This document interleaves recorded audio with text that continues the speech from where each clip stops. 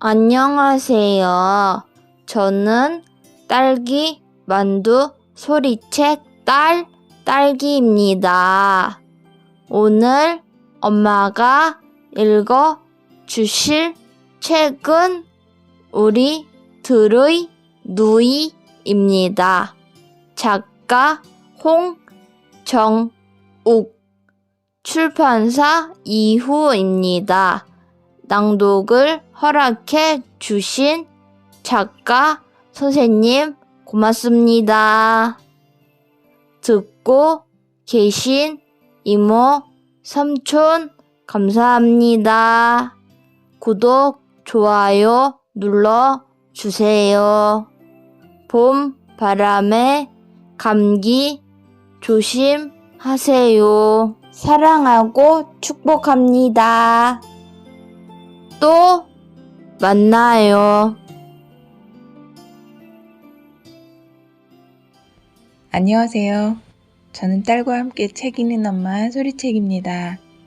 오늘 제가 읽을 책은 이후 출판사의 우리들의 누이, 작가 홍정욱. 오늘 제가 읽을 책은 지난번 살아보니 그런대로 괜찮다의 저자 홍정욱님의 소설입니다. 저자는 지금은 공장이 되어버린 경남 함안의 유전 늪가 마을에서 나고 자라셨다고 합니다. 부모 형제와 논밭 농사를 지으며 늪과 산에서 뛰어놀았고요. 대학교에 입학하면서는 도시로 나왔지만 마음의 뿌리까지는 다 빠져나오지 못하셨다는 표현을 쓰셨습니다.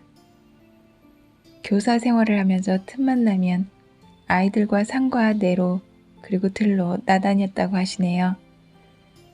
생각이 비슷한 선생님들과 전국의 강을 따라 걸은 지도 벌써 10년이 넘으셨다고 하고요. 그러는 동안에 작품으로는 꼭꼭 씹으면 뭐든지 달다, 물길과 하늘길에는 주인이 없다 등을 펴내셨습니다. 오늘도 함께 끝까지 들어주세요.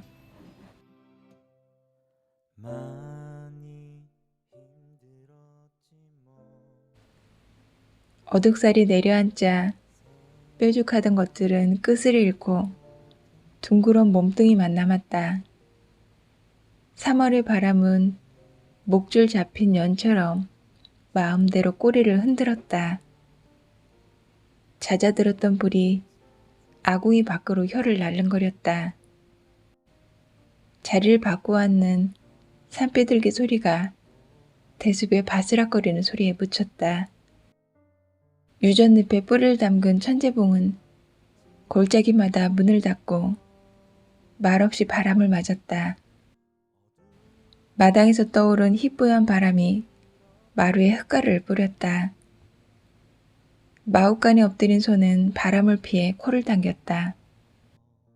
나는 쇠죽솥 아궁이 앞을 쓸어넣고 솥전에 피식거리는 눈물을 부지깽이로 지우고 일어섰다. 정지에서 번진 연기가 탱자나무 울타리 속으로 흩어졌다.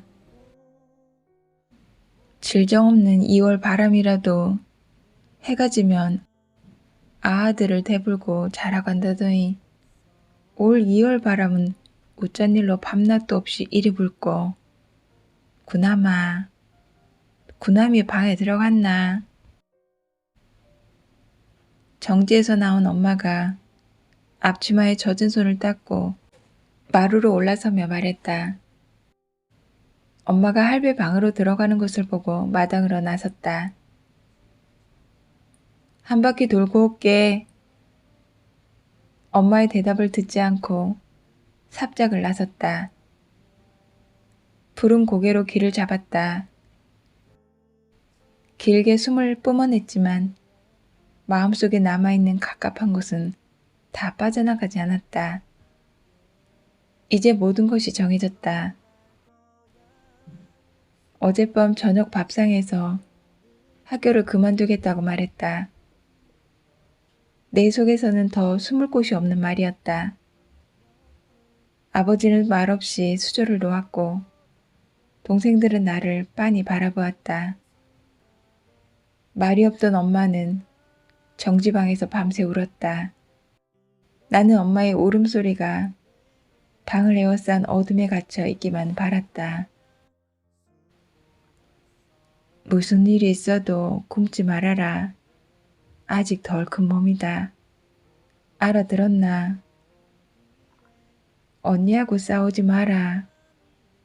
너그 둘을 생각만 해도 바늘을 삼킨 것 같다. 알아들었나? 동생들 공부시킬 돈 보태려고 애쓰지 마라. 입 하나 덜어준 것도 크다. 그것은 애미애비의 일이다. 알아들었나? 사람들을 수히 믿지 마라. 머리 검은 짐승은 조석으로 낚아죽이 변하지만 낚아죽 밑은 더한 것이다. 알아들었나? 연탄가스 조심해라. 눈에 안 보이는 것이 더 무서운 것이다. 알아들었나? 나는 말끝마다 다짐을 받는 엄마의 말을 듣고만 있었다. 불은 고개에 섰다.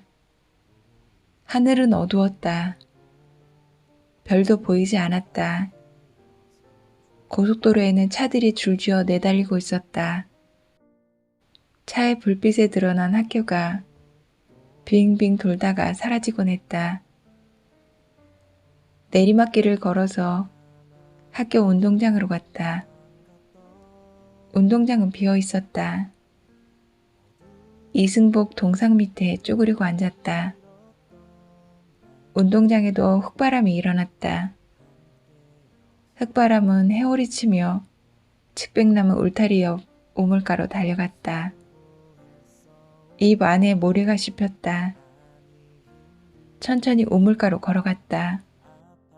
양철로 만든 둥근 우물 덮개는 먼지를 뒤집어 쓰고 우물 시우를 움켜잡고 있었다. 손으로 양철판을 쓸어보았다. 잔모래가 양철판을 긁어 자그러운 소리가 났다. 몸이 움츠러들었다. 다음 주에 나는 어디에 있을까? 생각해보면 지난 몇 해 동안 일어난 일들은 이 우물가에서 시작되었다. 5학년 담임으로 부임한 젊은 선생님은 말을 시작할 때마다 또 하던 늑다리 선생들과 달랐다. 선생님은 군북에서 자전거를 타고 개 고개를 넘어 학교에 왔다. 남학생들이 뒤를 쫓아가면 두 손을 머리 위로 들고 운동장을 몇 바퀴 돌기도 했다. 정겨 조회를 할 때 갑자기 다리를 머리 위로 차올리거나 쉬는 시간에 남학생들과 어울려 공을 차기도 했다. 옥기가 참꽃을 꺾어와 곁하게 꽂아둔 날이었다. 선생님은 칠판에 꼬부랑한 글씨를 쓰고 핸드볼이라고 읽었다. 송곳니 뒤에서 금리가 반짝했다. 손으로 던진다고 해서 송구부라고 한다는데 송구부가 아닌 게 이상했지만 누구도 묻지 않았다. 우리는 칡넝쿨 같은 글자를 보고 웃기만 했다. 선생님은 그날 오후에 여자아이들 몇을 지명해서 남겼다. 키가 큰 아이만 고른 것 같았다. 6학년 언니들과 있는데도 내가 제일 컸다. 나는 2살 위의 언니보다 컸다. 그런 나를 보고 엄마는 변속과 비름나물처럼 잘 큰다며 놀리곤 했다. 하늘 똥꾸녕을 쑤실 거가 가시나가 키가 요래 커서 어디 쓰겠노. 마당을 기어댕기며 닭똥을 주워 먹더니 이래 컸나. 개수통에서 물에 꼭지를 건져 먹고 이리 컸나. 계집애 가 나직하고 볼랑볼랑 바지런해야 쓸모가 있지. 빨랫줄을 잡고 섰을 것도 아니면서 키는 뭐하러 이리 커노. 쯧쯧. 그러나 언니 옷을 물려 입지 못하게 되자 등을 쓸어주던 손길은 갈수록 뜸해졌다. 송구 선수는 다른 아이들보다 1시간 늦게 집에 가는 대신 점심시간에 배급빵은 확실히 받을 수 있었다. 배급빵은 개떡보다 부드러웠고 털털이보다 구수했지만 다 먹지는 않았다. 반은 남겨서 집에 가지고 갔다. 작년까지 먹던 강냉이 죽은 남겨서 가지고 가기가 힘들었다. 송구 선수가 된 것을 집에는 비밀로 했다. 한 학년 아래 보기에게도 다짐을 받았다. 선생님이 키가 큰 나를 아낀다는 것을 알 수 있었다. 여러 자리에 세우고 연습을 시켰다. 내가 자리를 바꾸면 다른 선수들은 아무 말도 못하고 자리를 바꾸었다. 나를 위해서 뭔가가 바뀌는 것을 본 것은 그때가 처음이었다. 집에 비밀로 할 만한 일이라고 생각했다. 맨 앞에 서서 다른 선수가 던지는 공을 받아 상대 골대에 넣는 연습을 했다. 송구공은 얼추 소나기에 잡혔다. 다른 애들보다 멀리 던질 수 있었다. 어쩌다 얼굴에 공을 맞을 때도 있었지만 울지 않았다. 잘리고 싶지 않았다. 그러던 어느 날 선생님이 연습하다 말고 선수들을 모았다. 나를 앞으로 불러 세우더니 다짜고짜 골키퍼를 하라고 했다. 그러고는 골대 안에 서서 팔을 들어보라고 했다. 선생님은 빵긋 웃으며 좋은 골키퍼가 될 것이라고 말했다. 골키퍼가 되어 연습을 했다. 높은 공도 다 막을 수 있을 것 같았다. 두 팔을 벌리고 서면 몸이 더 커지는 것 같았다. 선생님은 고개를 끄덕이며 또 금리를 보였다. 그날 이후 나는 남 먼저 운동장에 나와서 골대 주변을 비실했다. 내 자리라고 표시하는 금이라도 그어두고 싶었다. 쉬는 시간에는 골대 안에 박힌 돌을 빼내기도 했다. 운동장에서 가장 반질반질하게 만들고 싶었다. 그러나 부릉고기에 올랐을 때부터 가장 먼저 송구공으로 눈길이 가던 그 시간도 오래 가지 못했다. 여름방학을 하루 앞둔 날 선생님은 반달 모양으로 둘러선 선수들 앞에 서서 천천히 말을 꺼냈다. 가을에 함안군 국민학교 송구대회가 있다. 선수복은 흰색 난닝구에 파란 빤스를 입으면 된다. 그런데 지금처럼 맨발이나 고무신을 신고 대회에 나갈 수는 없다. 운동화가 있어야 한다. 옥기야, 이리 나와봐라. 이런 신이 운동화다. 배로 만들고 끈으로 묶을 수 있어야 한다. 개학할 때는 운동화를 신고 와야 한다. 준비할 수 있겠나? 줄을 맞춘 맨발의 발가락들이 꼼지락거렸다. 나는 발가락으로 흙먼지를 모아 다지며 미꾸라지를 잡아야겠다고 생각했다. 내가 대소코리를 들고 나설 수는 없었다. 계집애가 설치면 집안이 망한다는 소리는 귀에 못이 박히도록 들었다. 보기를 꼬드겨야 했다.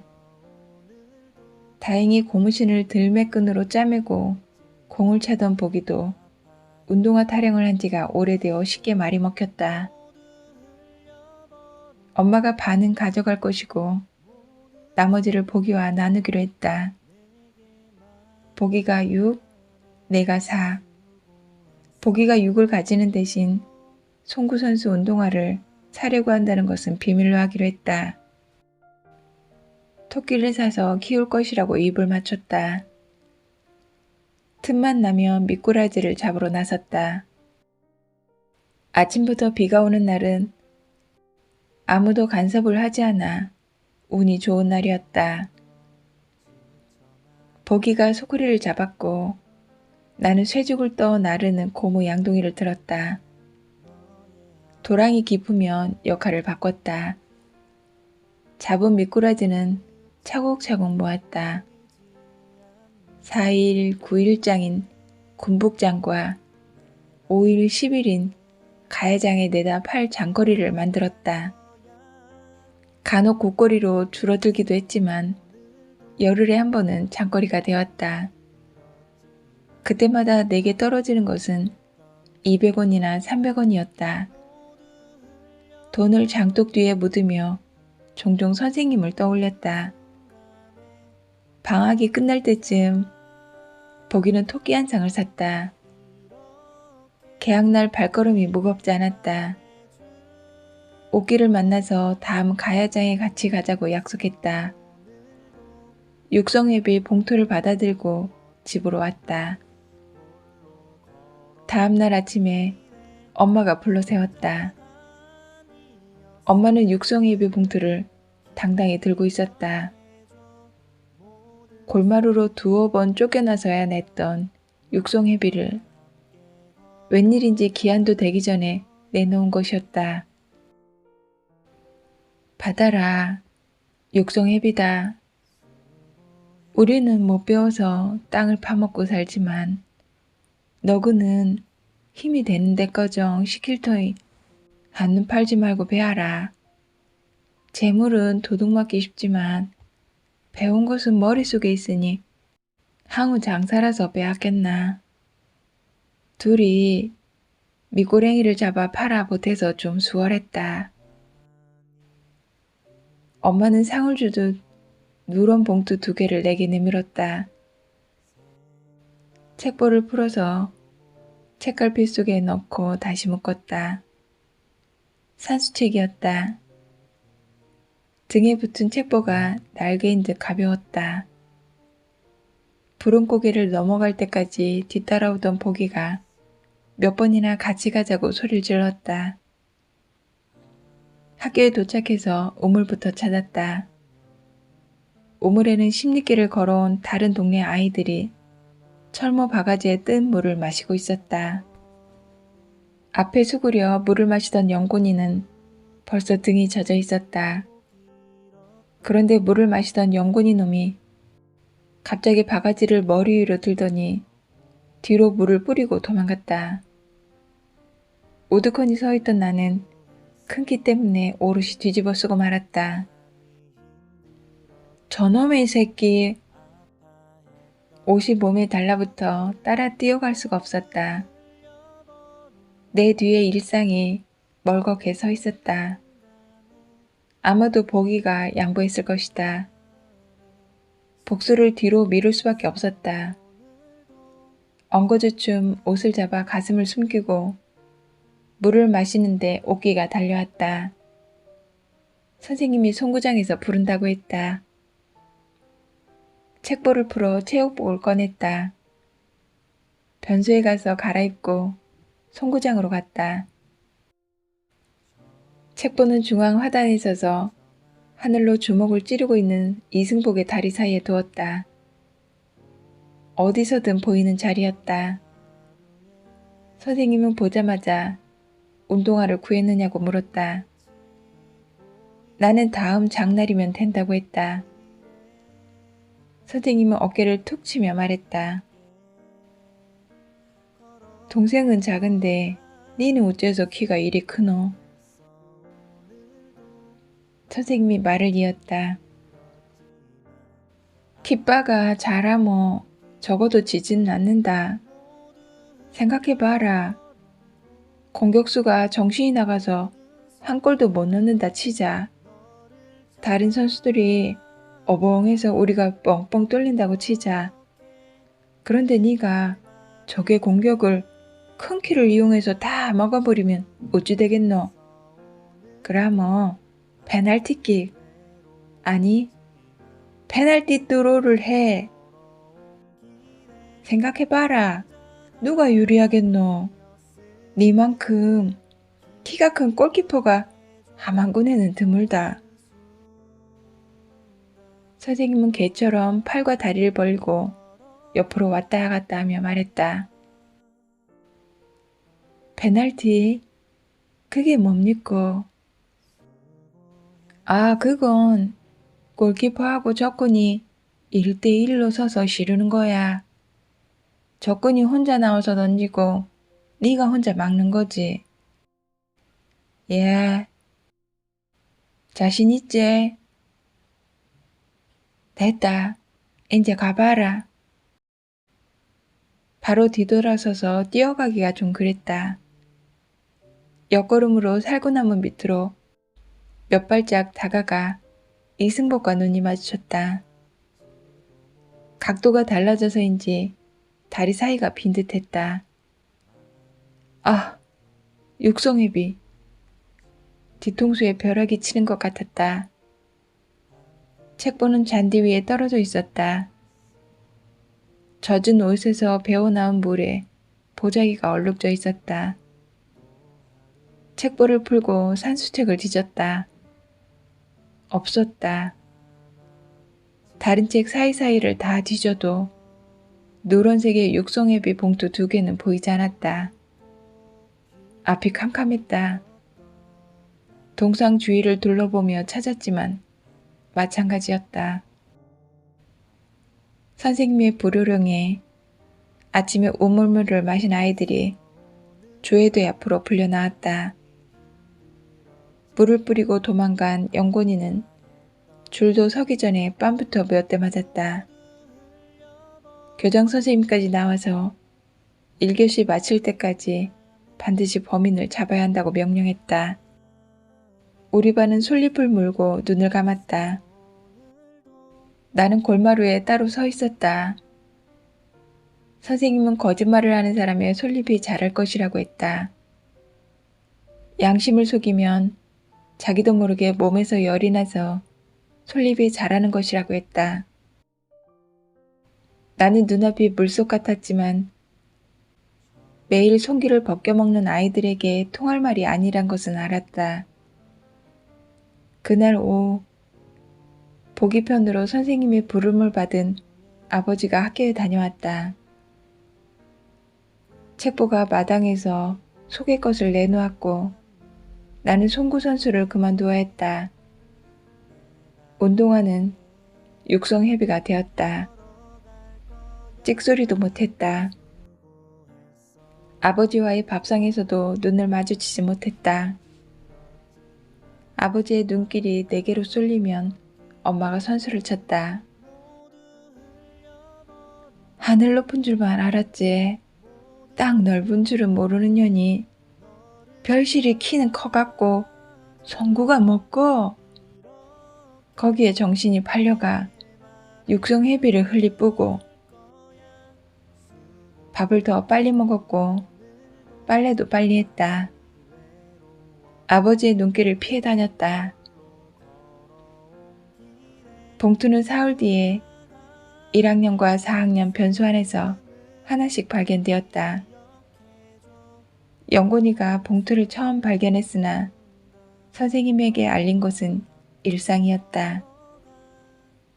영곤이는 봉투를 보자마자 일상이에게 먼저 말했다. 아마 제가 발견했다고 하면 더 의심을 살 것이라고 생각했을 것이다. 1학년 때부터 급장인 일상이의 말은 아무도 의심하지 않았다. 일상이의 아버지는 외정 때 순사였다고 했다.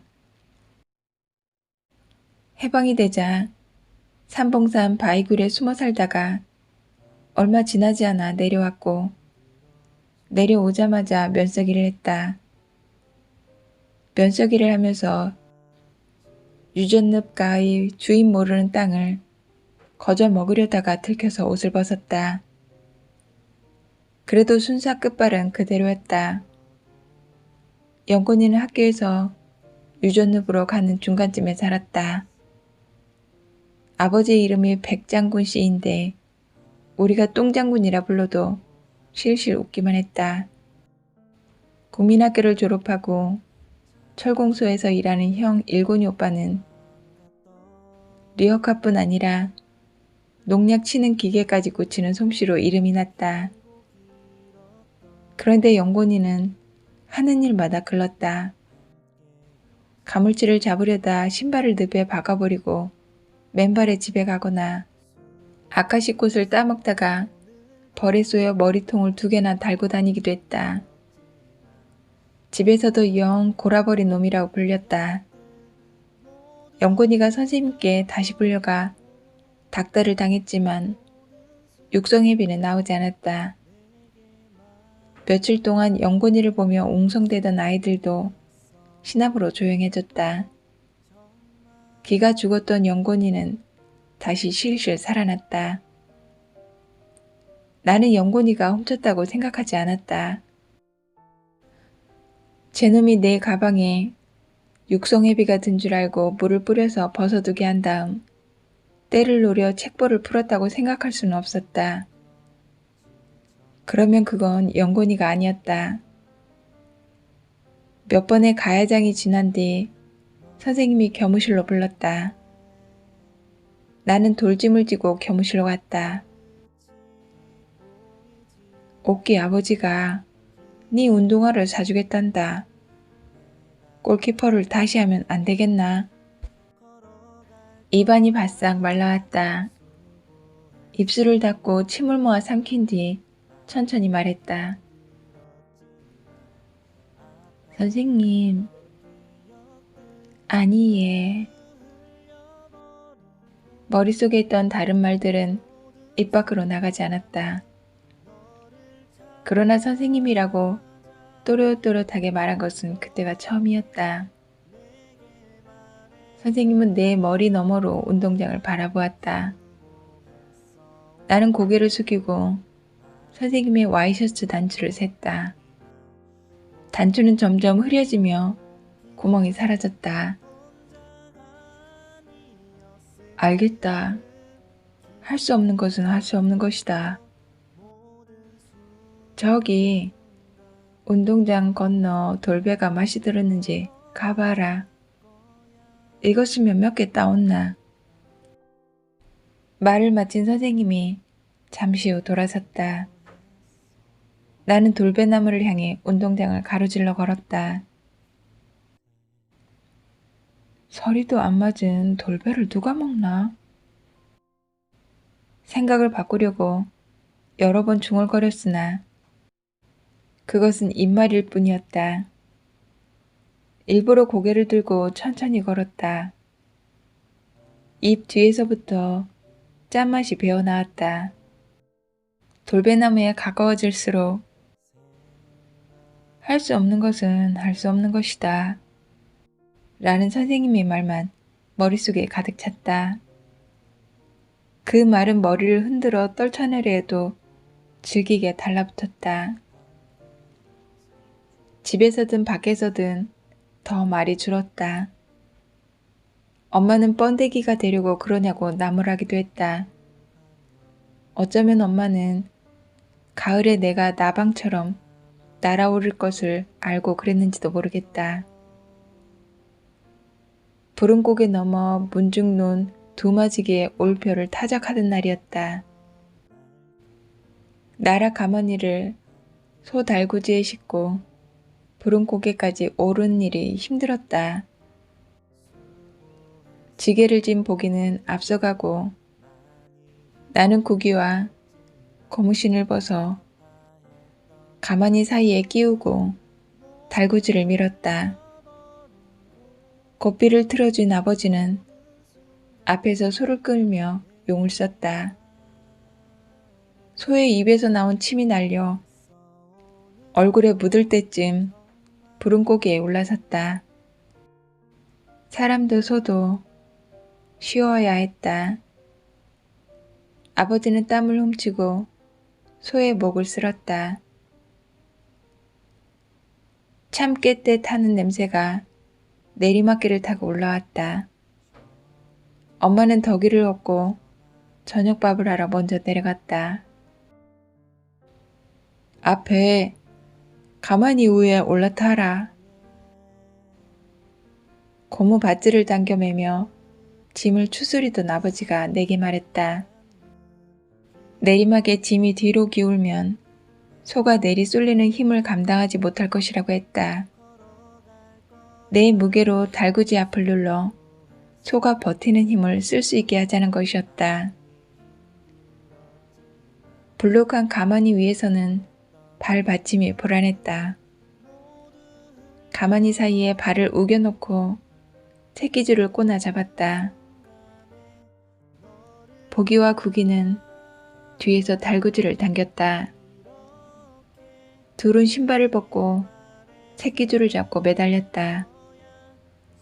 아버지는 소 앞에 서서 고뚜레를 잡고 소가 뛰는 걸 막아서며 뒷걸음질을 쳤다.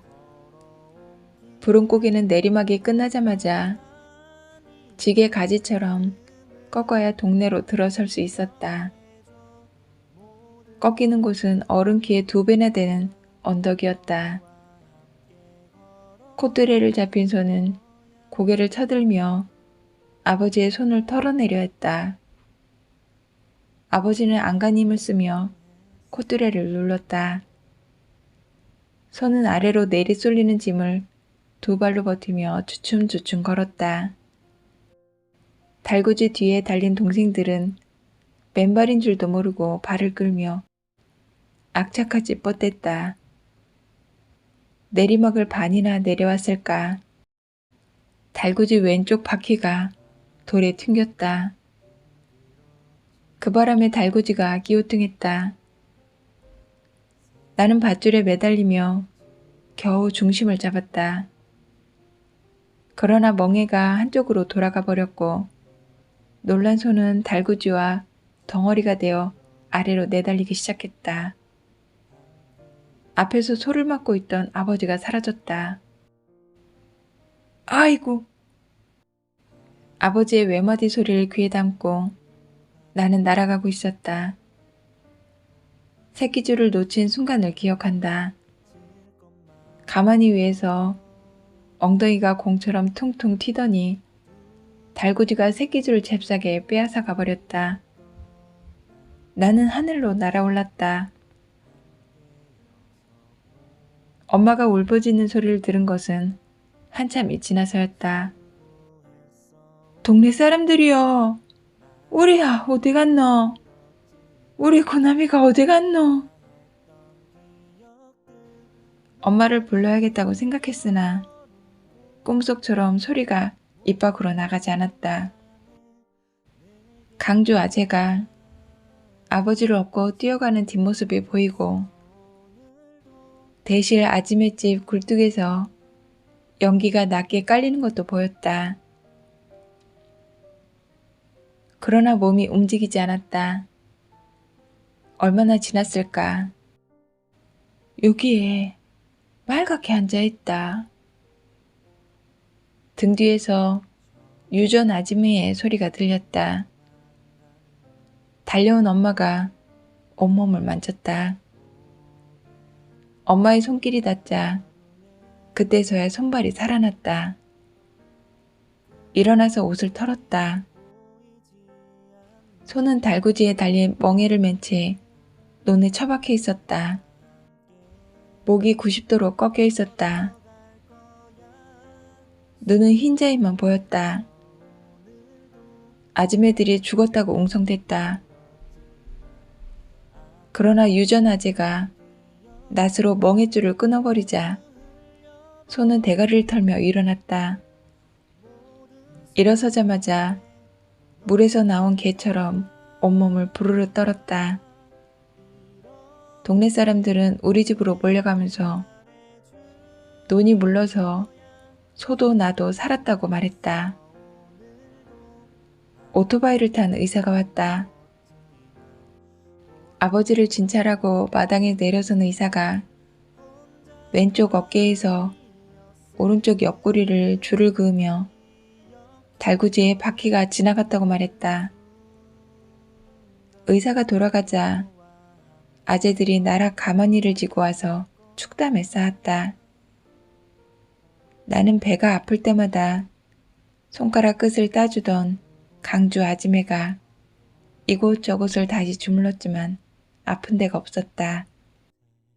이불에 칭칭 감겨 눕지도 앉지도 못한 채 집동처럼 아랫목에 자리 보전한 아버지는 병원에 가지 않겠다고 떼를 썼다. 병원비를 댈 수 없다는 게 이유였다. 그날부터 나와 동생들은 변소에 가지 못했다. 헛간 뒤에 시멘트 포대를 깔고 거기에 대변을 봤다. 동생들과 내가 눈동을 엄마는 소주병 속에 몰아넣고 솔잎으로 입구를 막은 뒤 삭혔다. 며칠 지나면 삼배에 걸러서 아버지께 건넸다.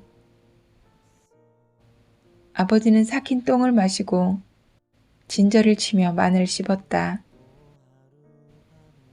시멘트 포대 위에 똥을 눌 때마다 아버지의 모습이 떠올라 똥구멍이 움찔거렸다. 짝을 지어 다닌다는 저승사자가 우리 집에 자리를 잡은 모양이었다. 아버지가 누운 뒤 옥회를 널고 거두던 할배가 쓰러졌다. 나라 가마니를 쌓고 비닐로 덮으려다가 발을 딛고 있던 것이 넘어지는 바람에 뒤로 떨어져서 그날부터 허리를 세우지 못했다. 할배는 작은 방에 자리를 잡고 누웠다. 할배의 똥오줌은 동생들이 받아냈다. 나는 동생들과 개구리를 잡았다. 똥물보다는 개구리를 구워서 마시는 게 낫겠다고 생각했다. 언니가 공장에 가기 전 귀에서 매미 소리가 난다고 했을 때 아버지가 개구리를 잡아서 구웠다. 쌀뜨물처럼 뿌연 국물을 며칠인가 마시고 언니는 매미 소리가 사라졌다고 했다. 개구리는 아무데나 많았다. 땅속에 들어가기 전이라 살이 올라 통통했다. 대나무 작대기로 등을 후려치면 뒷다리를 쭉 뻗으며 달달 떨었다. 도랑을 뒤적여 땅에 파고든 미꾸라지도 잡아냈다. 뱀도 보이는 대로 잡았다. 마른 콩떼색이 나는 누룩뱀이 대가리를 쳐들고 도망가는 꽃뱀보다 귀했다. 산에 사는 까치독사는 몇 마리밖에 잡지 못했다. 엄마는 오만상을 지었지만 잡아온 것들을 손질해서 가마솥에 넣었다. 뱀을 넣은 날은 유독 진한 누린내가 골목을 기어다녔다. 김이 빠진 뒤 솥뚜껑을 열면 국물이 희끄무리했다. 엄마는 고개를 모로 돌리고 긴 국자로 뼈나 대가리를 으깼다. 개구리 몇 마리를 숨겼다가 뒷다리를 떼어 동생들에게 구워주기도 했다. 동생들은 살을 발라서 소금에 찍어 먹고 다시 뼈를 바싹 구워 부셔 먹었다. 동생들이 가마솥 앞에 쭈그리고 앉아 개구리 뒷다리를 뜯는 것을 엄마도 몇 번 보았으나 못 본 척했다. 큰 방과 작은 방에 각각 자리 보전한 남자들을 두고 엄마와 동생들은 남은 가을 거지를 하기에는 가을이 턱없이 짧았다. 캄캄한 밤에 두 방에서 나온 빨래를 빨아널고 난 뒤 엄마는 장독대 뒤에서 소리 죽여 울었다. 우거리 고개 밑에 고구마는 서리가 하얗게 내리고 나서야 캤다.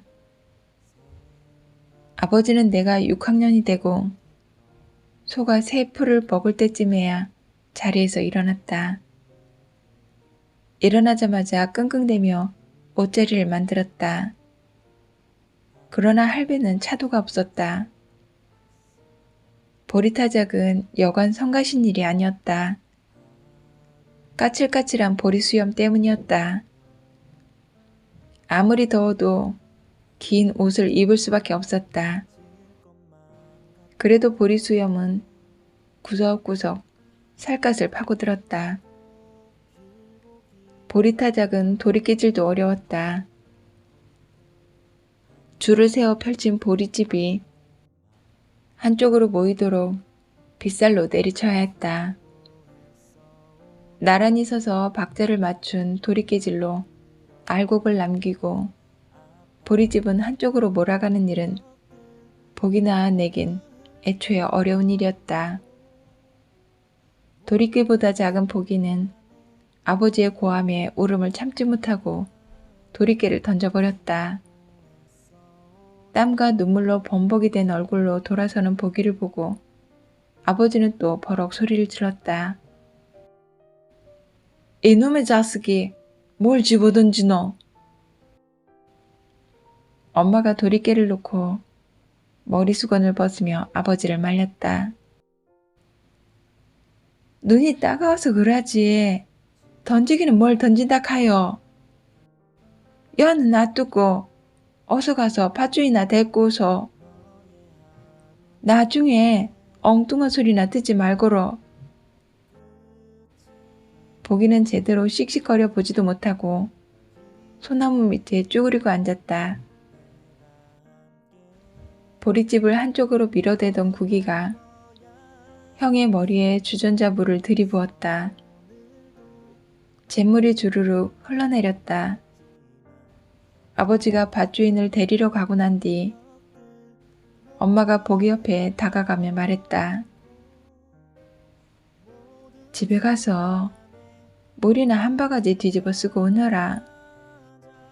아버지가 모으면 안 되는데 용이 쓰이니까 안 그러나.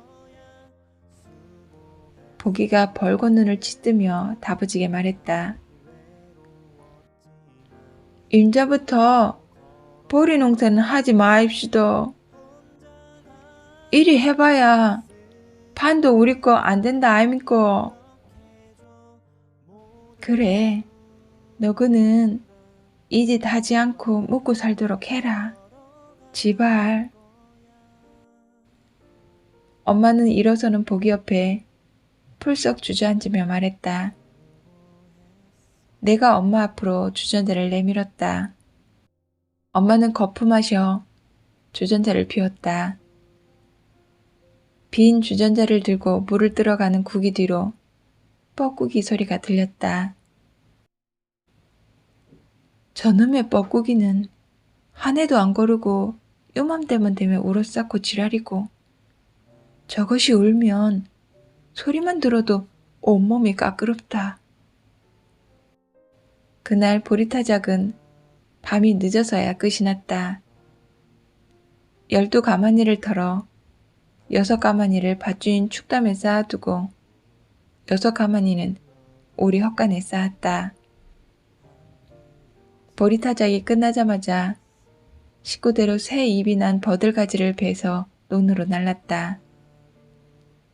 작두지를 해서 논에 깔아 거름으로 삼을 것이었다. 아버지는 밤마다 왼쪽 어깨에 데운 수건을 덮어야 했다.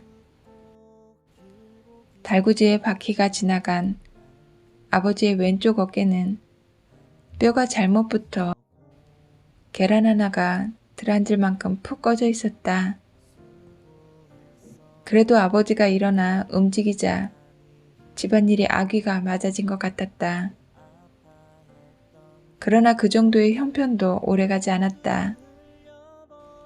세상에 굳은 일을 만드는 무엇이 작정하고 우리 집에 눌러앉은 듯 했다. 가을 거지가 한창이던 때 양쪽 아궁이에 불을 넣어두고 마루를 닦을 때였다.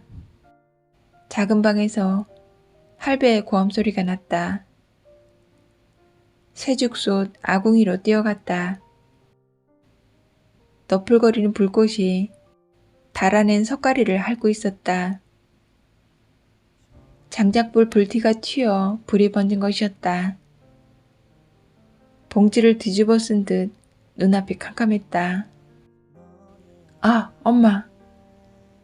엄마와 아버지는 가는 꼴 천수답에 가고 없었다. 동생들도 따라갔다.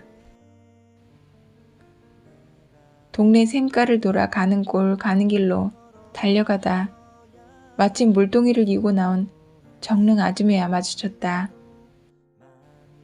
해가 졌는데 어디로 뛰어가노? 불이 나서 엄마 데려갑니다. 뭐라? 놀란 아줌매가 연기가 솟는 우리 집을 보고 불에 댄 것처럼 소리쳤다. 동네 사람들아, 불이야, 불, 불이야. 물동이를 든 아줌매들이 뛰어나왔다. 그러고는 누가 시키기라도 하듯 동네 가운데에 있는 샘뚝에서 우리 집까지 한 줄을 만들었다. 모두들 정신없이 물동이를 옆으로 전했다. 아재들은 갈고리와 사다리를 들고 뛰어왔다. 울부짖음과 탄식이 연기에 섞여 솟아올랐다. 나는 마당 가운데에 우두커니 서 있었다. 달아낸 석가래를 반이나 태우고 불이 잡힐 때쯤 엄마와 아버지가 들어섰다. 아버지는 신도 벗지 않고 할배 방으로 뛰어들었고 엄마는 마당에서 까무러쳤다. 연기를 마신 아재들이 물을 뒤집어 쓰고 구역질을 해댔다. 갈고리와 새스랑으로 잔불을 정리할 때 엄마는 정신을 차렸다. 아부임요. 비틀거리며 방으로 가려는 엄마를 아줌매들이 붙잡았다. 할배가 누운 작은 방의 쪽문은 문종이가 물에 흘러내려서 문살만 남았다. 누워서 용을 쓴 할배는 속옷까지 다 벗었다. 사람들은 그때 정릉 아지매를 만나지 않았으면 초상칠 뻔했다고 혀를 끌끌 찼다. 불이 나면 소리부터 질러야지. 땀에 젖어 얼굴이 번들번들한 아버지가 오두커니 서있던 내 등짝을 때리며 소리쳤다. 등에서 쿵 소리가 났다고만 느꼈다. 동네 사람들이 돌아가고 난 뒤 장독대 뒤로 가서 무릎을 쌓고 앉았다. 이불장 속에 갇힌 것 같았다. 얼마나 지났을까. 나를 찾던 보기가 엄마를 불렀다. 곧 엄마가 와서 손을 잡아 일으켜 세웠다. 엄마는 달구지에서 떨어졌을 때처럼 얼굴과 머리를 만지고 등과 배와 다리를 만졌다. 그때서야 눈물이 났다. 아무 말도 못하고 엄마에게 기댔다. 엄마가 훌쩍였다. 걔한타. 할배도 땀만 흘렸고 지붕에는 불이 안 갔다. 석가래는 손 보면 된다. 가서 밥 먹자. 무슨 말이든 또 부터 시작하는 교감 선생님이 중학교 진학 상황을 발표할 때부터 곳곳에서 울음소리가 들리기 시작했다. 여자는 27 중에 9이, 남자는 33 중에 3이 중학교에 가지 못했다. 영곤이가 처음 울었고 가장 많이 울었다. 상을 받으러 나가느라 앉을 새가 없었던 일상이는 졸업생 중 혼자만 마산에 있는 중학교에 간다고 했다. 육사에 가서 장군이 되거나 법대로 가서 판검사가 될 거라고 했다. 동네가 되는 옥기는 하만여 중 나는 대부분의 아이들과 함께 군북중학교로 정해졌다. 나도 여중이었으면 좋겠다고 생각했다. 졸업식을 마치고 처음으로 사진을 찍었다. 이승복 동상 앞이었고 제일 뒷줄이었다. 나는 고개를 돌려 이승복의 다리 사이를 봤다. 나 때문에 검은 천을 뒤집어 쓴 사진사가 여기를 보세요, 여기를 보세요 하고 몇 번이나 더 외쳤다. 졸업식을 마치고 집으로 오는 길에 태수가 다가왔다. 묻지도 않았는데 1년을 기다렸다가 내년에 중학교에 갈 것이라고 했다. 1년 동안은 엄마가 식모살이를 하는 마산에서 신문 배달을 할 것이라고 했다. 내가 빤히 쳐다보자 영곤이는 졸업하자마자 형이 있는 철공소로 간다고 엉뚱한 말을 했다.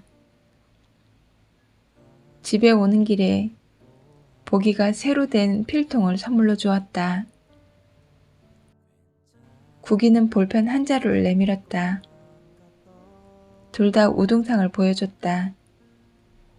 나는 개근상도 없는데 저녁에는 아랫집에 강주 아지매와 옥기 엄마가 왔다.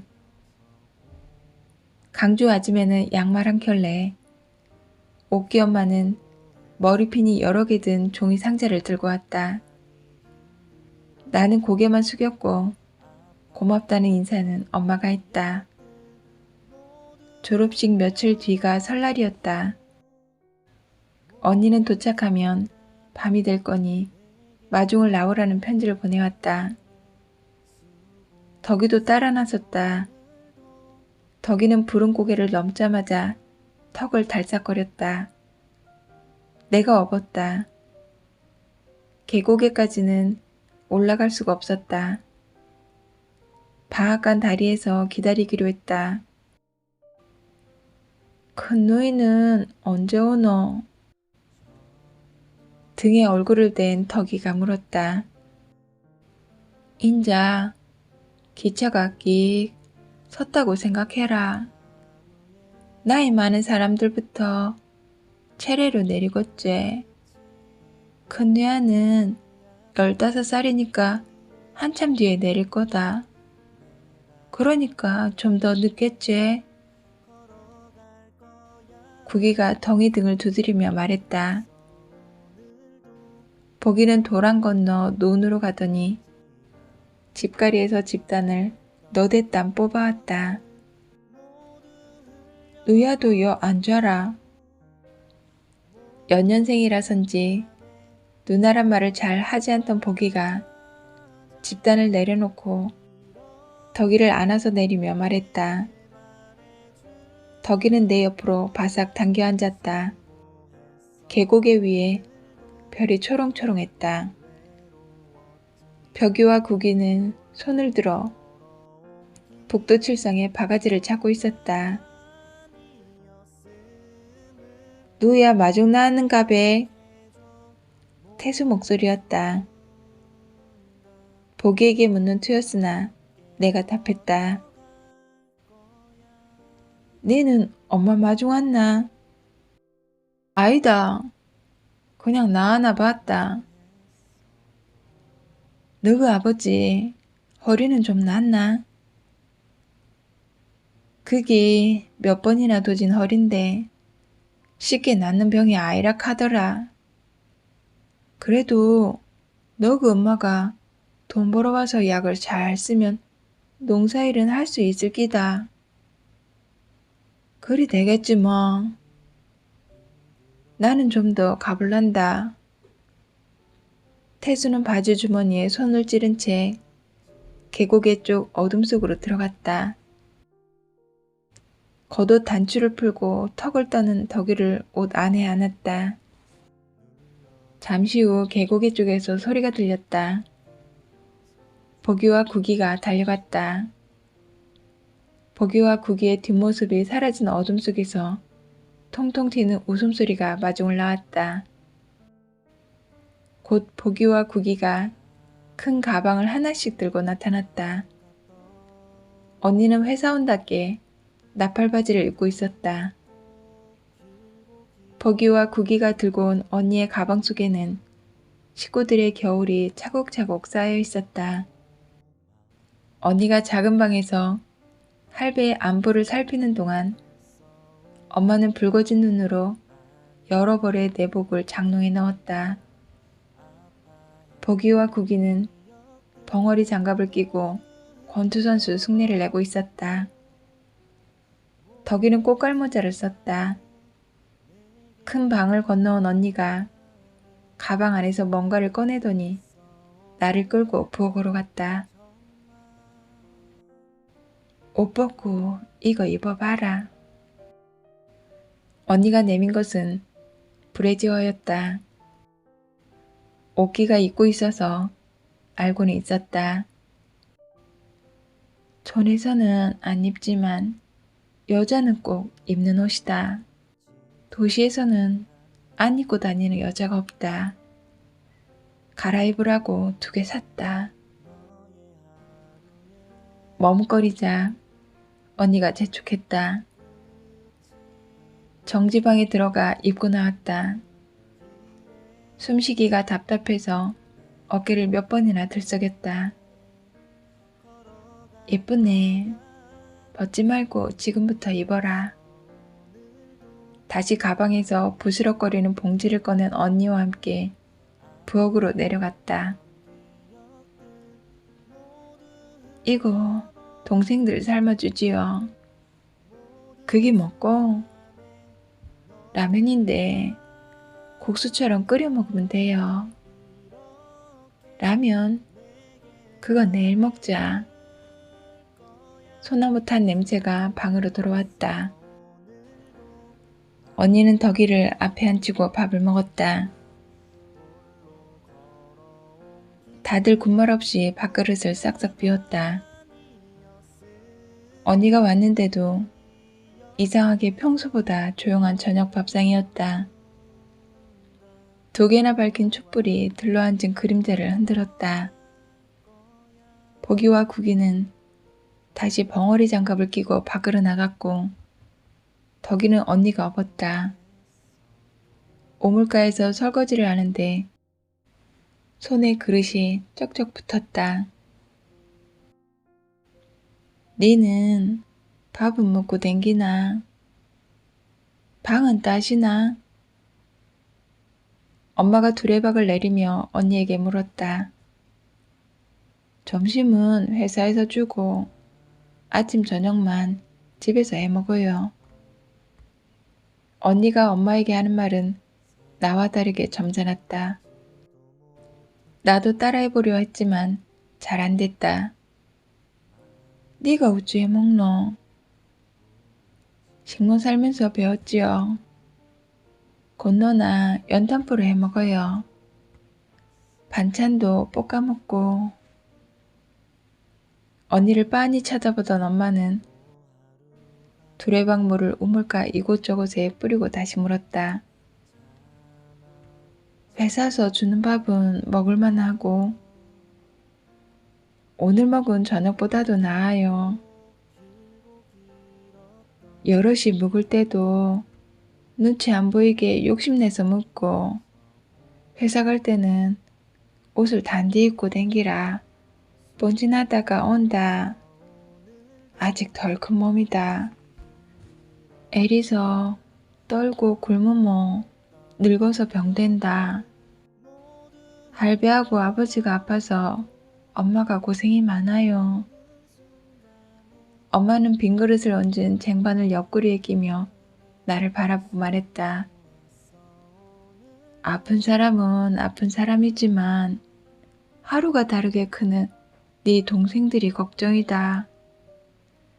네야 어쩔 수 없었지만 고남이는 어쩌든지 중학교를 마쳐야 할 낀데. 언니와 눈이 마주쳤다. 잠시 만난 눈길은 곧 비껴갔다. 언니는 덕이 엉덩이를 추스리며 부엌으로 향했고 나는 집 밖으로 나갔다.